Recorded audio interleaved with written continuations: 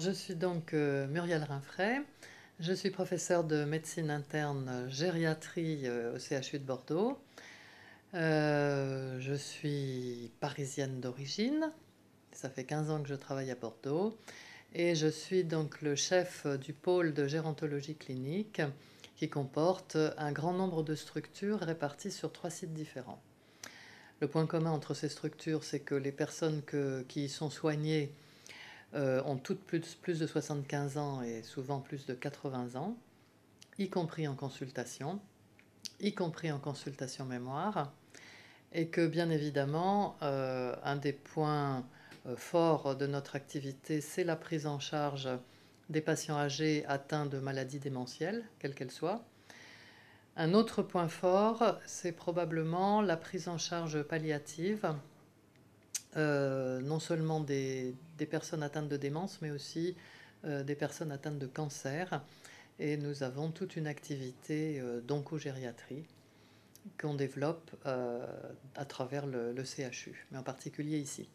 Un autre point très important pour nous, c'est nous travaillons dans un hôpital du CHU qui est un petit peu excentré, puisqu'on est dans le groupe hospitalier sud qui comporte 2 hôpitaux, l'hôpital de Haut-l'Évêque, où il y a le service de cardiologie, tout le futur IHU de cardiologie et d'autres services, et puis l'hôpital Xavier Arnezan, où il y a essentiellement la gériatrie, et maintenant une plateforme de recherche qui est juste en face de chez nous, qui est une plateforme de recherche en biomatériaux, nouvelles technologies, qui est dirigée par un de nos collègues cardiologues. Donc nous sommes un petit peu excentrés du reste du CHU, et à ce titre, nous avons développé depuis 5-6 ans des collaborations transversales très importantes. C'est-à-dire que nous avons une unité de gériatrie aiguë qui est située en aval des urgences de l'hôpital Saint-André, qui est en plein centre-ville. Et puis nous avons des équipes mobiles de gériatrie qui travaillent dans les différentes urgences, puisqu'il y a 2 sites d'urgence à Bordeaux, à l'hôpital Pellegrin, à l'hôpital Saint-André. Et nos équipes mobiles de gériatrie travaillent en permanence aux urgences et répondent aux sollicitations de tous les services du CHU, notamment des services de chirurgie. Ceci pour resituer un petit peu notre action, et quand on arrivera à parler peut-être de maladie d'Alzheimer, pour vous dire que pour en finir, les entrées dans le pôle de gérontologie clinique pour ce qui est la maladie d'Alzheimer, pour ce qui concerne la maladie d'Alzheimer, sont multiples. Parce que nous allons repérer les patients dès leur arrivée, par exemple, aux urgences ou dans les jours qui suivent une hospitalisation dans un service de médecine ou de chirurgie. Ils vont être repérés par l'équipe mobile et ils vont ensuite être amenés dans la filière gériatrique et, quand ce sera nécessaire, à la consultation mémoire ou en secteur d'hospitalisation de médecine dévolu aux patients Alzheimer que nous avons. Et ensuite, on s'engage à assurer une prise en charge régulière de ces patients au cas où ils n'auraient pas déjà un suivi protocolisé en ville. Nous essayons vraiment, si vous voulez, de travailler sur la filière gériatrique, c'est-à-dire de fidéliser, entre guillemets, les personnes qui ont le plus besoin de notre recours, de les fidéliser dans nos structures, de manière à ce que, au fur et à mesure de leur parcours de soins, elles puissent être prises en charge dans l'une ou l'autre de nos structures au bon moment. Alors, nos structures, rapidement, si vous voulez, ça part justement des urgences, avec le secteur de post-urgence de l'hôpital Saint-André, où nous avons 15 lits de médecine vraiment aiguë, dont l'âge moyen est maintenant de plus de 90 ans. Donc ces patients sont sélectionnés par l'équipe mobile qui est aux urgences et sont sélectionnés comme étant des personnes qui vont, au bout d'une semaine, pouvoir rentrer chez elles ou dans leur EHPAD. Voilà. On essaye de référer les personnes que l'on dépiste comme ayant des troubles cognitifs, à condition bien sûr que leur famille soit d'accord, que le médecin traitant soit au courant et qu'il n'ait pas déjà un suivi en ville, de les référer au centre principal qui est ici. Après, on a un gros service de médecine gériatrique ici avec 71 lits de médecine gériatrique, dont la moitié du recrutement à peu près est assurée par les urgences, l'autre moitié est assurée par les médecins de ville. On a un réseau de médecins de ville très fidèles. Et on a aussi un dispositif, alors là, qui est très original, qui est celui d'un numéro de téléphone unique, gériatrique, à la disposition des médecins de ville, et qui fonctionne, non pas 4, mais 5 jours sur 7, de 9 heures à 19 heures. Le téléphone est dans la poche d'un des médecins seniors du service, et nous répondons aux médecins traitants en temps direct, au moment où l'appel sonne, soit pour des conseils, conseils médicaux, conseils d'orientation, et puis nous programmons des hospitalisations, soit en secteur de médecine traditionnelle, soit à l'hôpital de jour, parce que nous avons un hôpital de jour d'évaluation. Donc ce numéro de téléphone unique rend de très grands services, en ce sens qu'il évite des hospitalisations aux urgences. Une fois qu'on a parlé au médecin, on peut se mettre d'accord sur une stratégie, et à ce moment-là, il est possible de faire attendre les personnes en ville et de proposer une hospitalisation programmée. Donc ça, et d'éviter un passage par les urgences quand le médecin ne sait vraiment pas quoi faire. Donc ça, c'est très intéressant. Et de surcroît, ça alimente nos structures d'hospitalisation avec des patients qu'on a pu cerner un petit peu à l'avance. On peut prévoir l'hospitalisation, organiser les choses le mieux possible. Dans ce secteur de médecine, on a aussi 3 lits donc, dédiés soins palliatifs, ce qui nous attire une grosse clientèle, entre guillemets, de personnes ayant des pathologies sévères et qui sont dans les derniers mois de leur vie. Donc c'est une activité spécifique. Et l'autre activité spécifique, c'est donc une unité de 15 lits, dite sécurisée, qui est réservée aux personnes atteintes de maladie d'Alzheimer et que nous hospitalisons là, en médecine, quand elles ont des pathologies aiguës, des accidents de santé, quels qu'ils soient, ou des troubles du comportement. Donc le séjour dans cette unité est un séjour de médecine, hein, c'est-à-dire une dizaine de jours, et ensuite les personnes soit regagnent leur domicile, soit sont orientées vers des EHPAD. Voilà, enfin, c'est un service de médecine. Sa seule particularité, c'est qu'il a été organisé pour avoir un lieu de vie, c'est-à-dire qu'il y a une salle à manger. Bon, c'est pas suffisamment grand. Il n'y a pas de parcours de déambulation, mais il y a quand même un couloir. Hein, et il y a une équipe paramédicale qui est formée à la prise en charge de ces patients, mais qui n'est pas que dédiée à cette structure. C'est-à-dire que l'équipe va tourner dans les autres structures de médecine, parce que c'est quand même très difficile. Et tournant dans les autres structures de médecine, elle peut ainsi disséminer le savoir de prise en charge de ces patients dans les autres unités, ce qui est aussi très intéressant, parce que bien évidemment, on a des patients déments dans l'ensemble des lits de médecine, et on réserve l'unité Alzheimer aux patients qui ont été vraiment diagnostiqués Alzheimer, dont les familles sont au courant, et qui sont, on va dire, le plus dérangeants, c'est-à-dire les déambulants, ceux qui ont des troubles du comportement modérés, parce qu'on ne peut pas accepter des troubles du comportement sévères, ça c'est impossible, on n'a pas le personnel pour. Et on essaye de travailler là-dessus, sur un certain nombre d'aspects de la maladie, notamment sur les troubles du comportement. Ensuite, on a sur place ici 80 lits de soins de suite et réadaptation, dont 40 sont vraiment dévolus à la rééducation dans le cadre de la filière neurovasculaire du CHU, c'est-à-dire c'est la rééducation après accident vasculaire cérébral. Et le reste, c'est du soin de suite vraiment spécialisé gériatrie, avec comme entrée les différents services du CHU, notre service de médecine. Et là, on fait de la réadaptation et on essaye de faire regagner aux personnes âgées la plus grande autonomie possible avant un retour à domicile ou un transfert en EHPAD.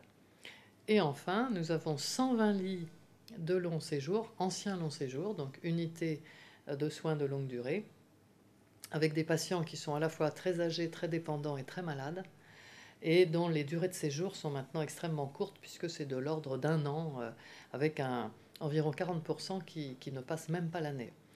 Et nous avons 2 secteurs d'EHPAD, un secteur sur place de 70 lits, 70 places d'EHPAD pour des patients, on va dire, moyennement dépendants, et un autre secteur, alors sur un 3e site qui est de l'autre côté de la Garonne, à Lormont, où là c'est un hôpital entier gériatrique, mais qui est que de l'EHPAD.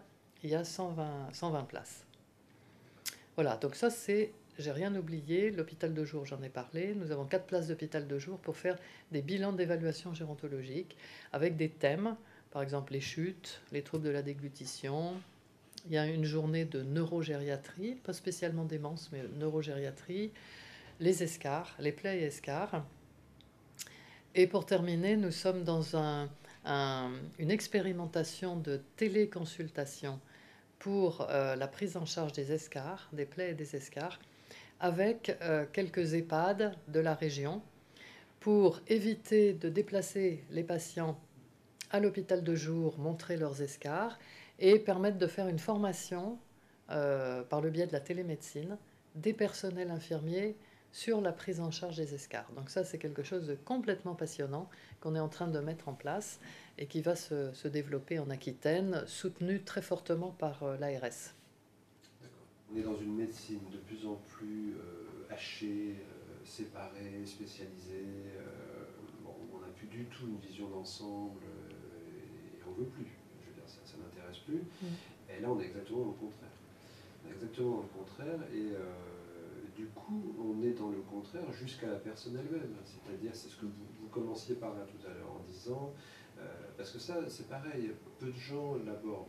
C'est très bien d'avoir Alzheimer, mais enfin, ça n'empêche pas d'avoir un cancer et éventuellement d'avoir du diabète. Bon.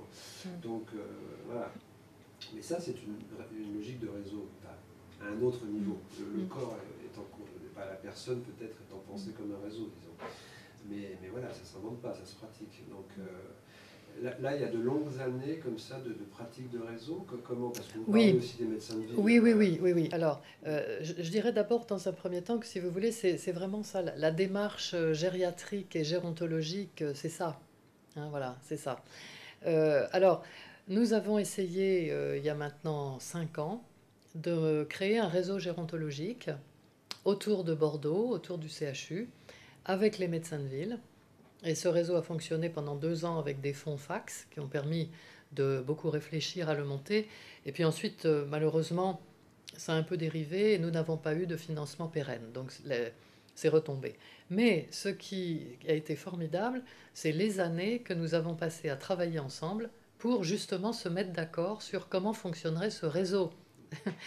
Et donc, on n'est pas arrivé à nos fins qui étaient la création du réseau, mais on a travaillé pendant plus de 3 ans très régulièrement, plusieurs fois par mois, avec les médecins généralistes de l'URML, avec les institutions alentours. Donc l'URML, c'est quoi? C'est l'Union régionale des médecins libéraux, qui a changé de nom, qui est devenue aujourd'hui URPS, Union régionale des professionnels de santé.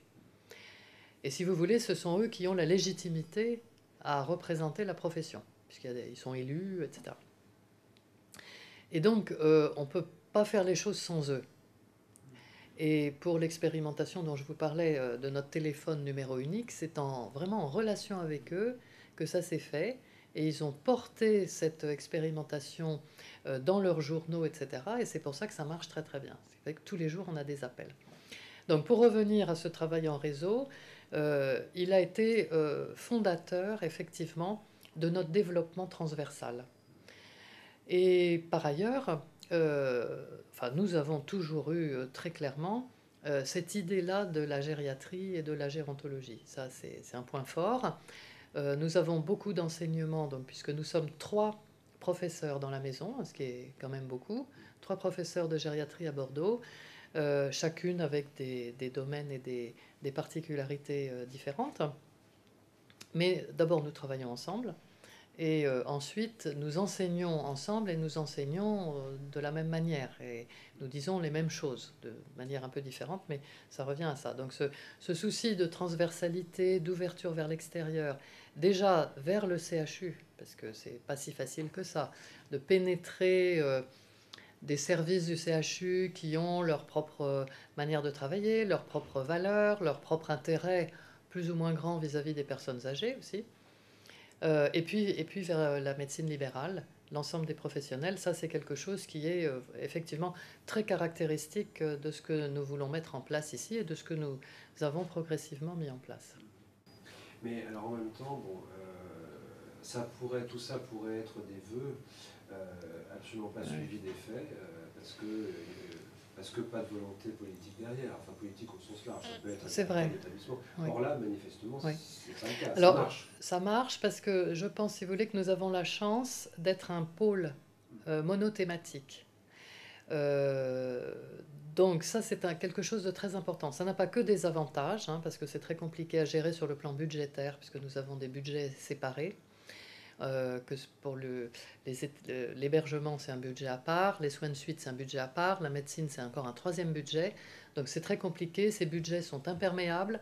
Donc quand on parle d'unité, c'est surtout l'unité des médecins et des professionnels et le fil directeur qui nous conduit. Mais si vous voulez, les budgets ne peuvent pas suivre cette transversalité. C'est un peu dommage. Bon. Malgré tout, il y a une dynamique qui est liée au fait que nous sommes un pôle monothématique et que donc je peux, moi en tant que chef de pôle, entretenir cette dynamique parce que tout le monde parle de la même chose. Ensuite, on est très fortement soutenu par le CHU, par les instances du CHU, qui a parfaitement compris l'intérêt de cette transversalité. Et enfin, je crois que nous jouons le jeu, en particulier avec nos collègues neurologues et les rééducateurs, les médecins de médecine physique réadaptation, pour les aider à gérer la très grande difficulté que représentent aujourd'hui les sujets âgés qui font des accidents vasculaires cérébraux. Difficulté de prise en charge initiale, à moyen terme et ensuite d'orientation dans des structures. Donc comme je vous le disais, nous avons 20 lits de soins de suite et rééducation qui sont entièrement dévolus à l'aval de la filière neurovasculaire, donc des urgences neurovasculaires. Et nous travaillons sur ces personnes qui ont été sélectionnées et qui ont des capacités de récupération pour leur donner le maximum de chances parce que malheureusement, elles ne sont pas forcément admises toujours dans les centres de rééducation. Donc je crois qu'on joue le jeu et que c'est reconnu. Et de ce fait, nous sommes très soutenus au sein du CHU. Et nous sommes maintenant très connus des professionnels libéraux. Nous essayons de faire beaucoup d'actions de formation, beaucoup d'actions pédagogiques avec eux d'ailleurs, et pour eux. Il y a un département de formation médicale continue de l'Université de Bordeaux qui est très dynamique. Vous voyez, là, je sors de 2 heures d'enseignement auprès des médecins généralistes qui viennent une fois par mois, tous les premiers jeudis du mois, au centre de gériatrie, qui choisissent en début d'année les thèmes dont ils veulent entendre parler. Et aujourd'hui, par exemple, je leur ai parlé de la prévention chez un sujet âgé sain.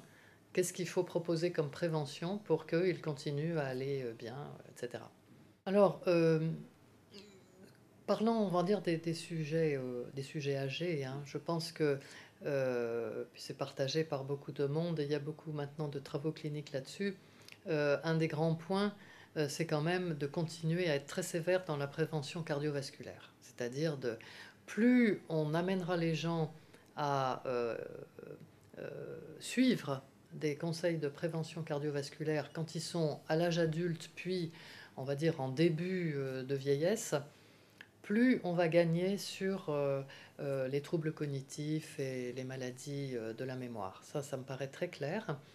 Et nous participons ici à un certain nombre de protocoles de recherche clinique, et notamment d'un PHRC qui est piloté par Florence Pasquier, qui s'appelle Covarad, et qui essaye de trouver une différence dans l'évolution des patients atteints de maladie Alzheimer en fonction de la qualité de la prise en charge de leurs facteurs de risque vasculaire.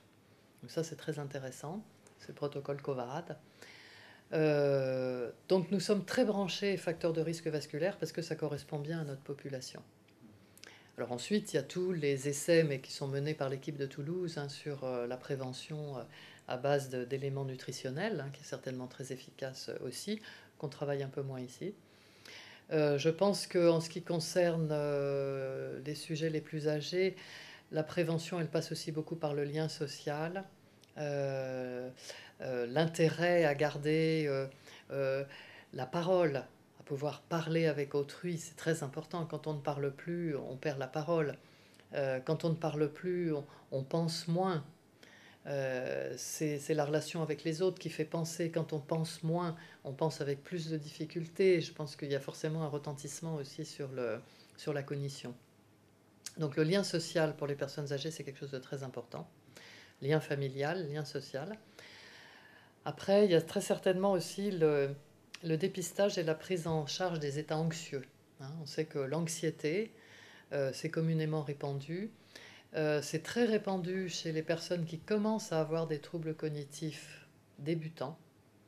Et c'est vrai que la prise en charge de cette anxiété permet souvent de stabiliser la situation, d'améliorer les choses sur le plan cognitif. Donc il y a beaucoup de points comme ça qui sont déjà de la prévention secondaire, hein, si vous voulez, mais qui sont extrêmement bénéfiques en termes de résultats cognitifs.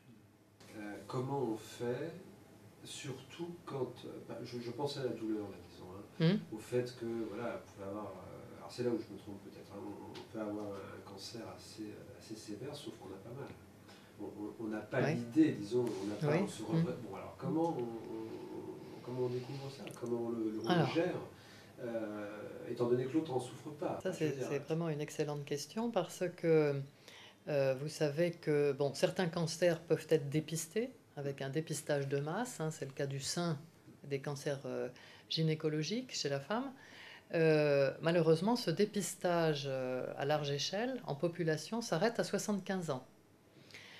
Donc, il est du devoir, entre guillemets, de tous les médecins de continuer, quand ils suivent des personnes âgées, à penser dépistage, déjà par un examen clinique régulier, en ce qui concerne les seins, chez la femme, la prostate chez l'homme, et puis de proposer régulièrement également, par exemple, des mammographies ou des frottis. Voilà. Donc ça, on est dans le dépistage individuel. Et c'est vrai qu'aujourd'hui en France, les médecins généralistes sont peut-être pas suffisamment informés de ça. Donc moi, ce que je peux vous dire, c'est que dans le cadre, par exemple, de la consultation mémoire, hein, à laquelle je participe fortement, l'examen clinique de toutes les personnes, je le fais de la tête aux pieds, et je le refais assez régulièrement, peut-être pas à chaque fois, mais quand même au moins une fois par an. Et il m'arrive très régulièrement de diagnostiquer des cancers du sein chez des personnes que je suis depuis 2 3 ans dans le cadre de la consultation mémoire. Ou un cancer du rectum. Je vous donne un exemple. Une dame que je suivais depuis un certain temps, plusieurs années, dans le cadre d'une maladie d'Alzheimer. Un jour, son mari, donc je demande comment ça va et tout, son mari me dit, il y a quelque chose de très embêtant, c'est que maintenant elle est incontinente anale. Or, il se trouve que dans l'évolution de la maladie, l'incontinence anale arrive vraiment en phase très très évoluée, et elle n'était pas à ce stade-là. Donc, examen clinique, découverte d'un cancer du rectum. Voyez. Donc, euh, et on pourrait multiplier ça à l'infini. Effectivement, nous voyons arriver en médecine beaucoup de personnes âgées avec des cancers disséminés, qui arrivent simplement parce qu'elles ont maigri, par exemple, ou ils ont maigri, et qui n'ont pas été dépistés avant parce que eh bien, les symptômes présentés pouvaient être pris pour d'autres choses et que, voilà, à partir d'un grand âge, on sait bien que les symptômes se noient, c'est plus difficile. Il y a d'autres raisons d'avoir mal au ventre ou d'être incontinent, vous voyez, voilà. Et donc, les médecins ne sont pas forcément suffisamment attirés vers ça. Donc voilà comment ça se présente chez nous. On essaye de rester de bons cliniciens, quel que soit le motif de consultation, y compris en consultation mémoire. On continue d'appliquer cette prise en charge globale, y compris dans le suivi. Et le docteur Arston, que vous verrez tout à l'heure, vous expliquera comment fonctionne la consultation mémoire. Mais ce que je peux vous dire d'emblée, c'est que les patients ont un suivi protocolisé, c'est-à-dire qu'ils sortent d'une consultation avec leur rendez-vous pour la consultation d'après. Parce qu'on sait très bien que si on ne fait pas comme ça, entre-temps, ils vont oublier, ils vont se dire je téléphonerai le mois prochain, etc. Et en fait, on n'arrive pas à les suivre très régulièrement. Les fins de vie des patients Alzheimer sont souvent émaillées de complications genre accident vasculaire cérébral ou infection pulmonaire à répétition. C'est souvent comme ça qu'ils finissent par mourir. C'est difficile pour la famille. Si vous voulez, dans la prise en charge palliative habituelle, telle qu'elle est reconnue par les soins palliatifs, il y a du travail avec le patient, un travail avec le patient, notamment la prise en charge de tous les symptômes, la douleur, mais aussi l'anxiété, l'inconfort. Et puis, il y a la prise en charge de la famille. qui est très importante. Quand on a affaire à des déments sévères en fin de vie, la prise en charge avec le patient, elle est pour en finir relativement simple. C'est le traitement des symptômes, alors qui n'est pas toujours facile à déchiffrer, hein, la douleur n'est pas toujours bien exprimée. Donc là, on a des échelles, vous savez, comportementales de la douleur qu'on utilise, hein, que les soignants utilisent. On met en place des traitements dont on évalue l'efficacité. Et puis après, il y a la famille.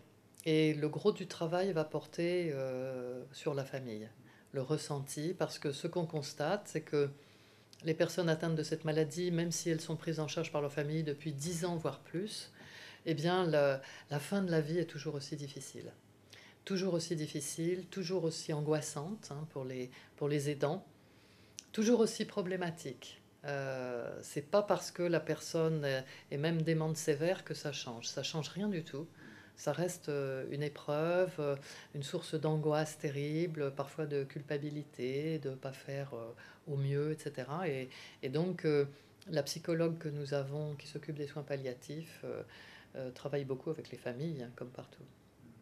On pourrait se dire, ok, il y a le deuil, on est toujours, quoi qu'il arrive, c'est un passage, c'est un cap, soi-même, on est projeté en avant, bon, ça renvoie à soi-même. Mais on pourrait dépasser à un moment donné ce stade-là et régler d'autres choses, or on ne le fait pas. C'est ça? C'est ça. C'est ça. On pourrait penser que l'usure, vous savez, on parle beaucoup de la fatigue Oui, des aidants quand même, hein. C'est épuisant d'être l'aidant d'un patient Alzheimer quand ça dure plusieurs années. Eh bien, la réalité, c'est que souvent, la tâche avec la personne malade est très forte et se renforce d'année en année. Et on a des relations très fusionnelles, par exemple mère-fille ou, vous voyez, ou entre conjoints, qui se renforcent du fait de la maladie, curieusement, et où l'idée que ça va s'arrêter remet en cause aussi, comment dire, l'utilité de l'aidant. Son rôle, il a acquis un rôle en étant l'aidant de cette personne malade, et l'idée que ça va s'arrêter les met eux-mêmes devant un espèce de vide qui est très, très difficile en fait à imaginer. C'est ça aussi. Puis ça les met après devant leur propre mort. Vous savez, quand on perd un proche, on est devant sa propre mort ensuite. Donc ça, c'est pas facile. Quand on est jeune, on n'y pense pas trop. Mais quand on est âgé, que ce soit des enfants de très âgés, qui sont eux-mêmes âgés en fait, hein, que ce soit des conjoints, qui savent que c'est eux le prochain. Donc il y a tout ce travail-là qu'il faut pouvoir parler, exprimer, et c'est important d'avoir une aide psychologique dans ces moments-là.